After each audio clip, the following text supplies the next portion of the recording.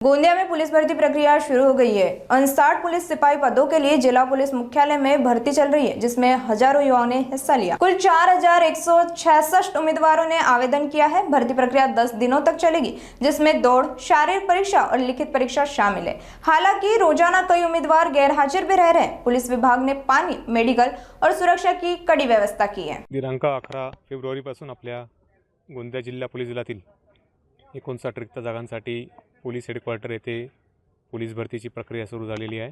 याच्यामध्ये 59 जागांसाठी जवळपास 4000 ॲप्लिकेशन्स आलेले आहेत आणि 11 ते 20 तारखेपर्यंत ही आउटडोर एक्झाम याच्यामध्ये चालणार आहे।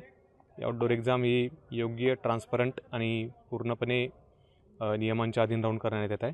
सर्व ठिकाणी टेक्नॉलॉजीचा वापर, CCTV फुटेजचा वापर, व्हिडिओ फुटेजचा वापर, त्याचबरोबर जे विद्यार्थी हे स्पर्धेसाठी या भरतीसाठी येत आहेत त्यांचीसुद्धा आम्ही काळजी घेत आहोत। प्रत्येकाला पाणी असेल, ग्लुकोंडी असेल, त्यांचा नाश्ता असेल, याचीसुद्धा आपण व्यवस्था करत आहोत। तर ही नियोजनाप्रमाणे ही भरती सुद्धा सुरू आहे। ते पाहाल की मोठ्या प्रमाणात विद्यार्थी आहेत। पाहाल की आपण क्वालिफिकेशनमध्ये कोणकोणते क्वालिफिकेशनचे विद्यार्थी आज इथे आलेले असतात?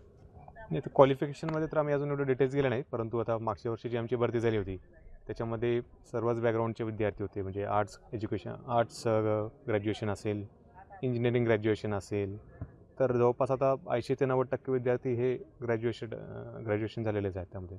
सर काही दांडी मारले आहेत आतापर्यंत? आता दररोज जवळपास 400 फिगर असेल तर 400 पैकी 300 विद्यार्थी येत आहेत। 100-1 विद्यार्थी दांडी मारतात दररोज। काय इव्हेंट आहेत सध्या विद्यार्थ्यांसाठी? याच्यामध्ये 100 मीटर रनिंग आहे, 1600 मीटर रनिंग आहे आणि गोळाफेक, अशा 3 इव्हेंट आहे याच्यामध्ये।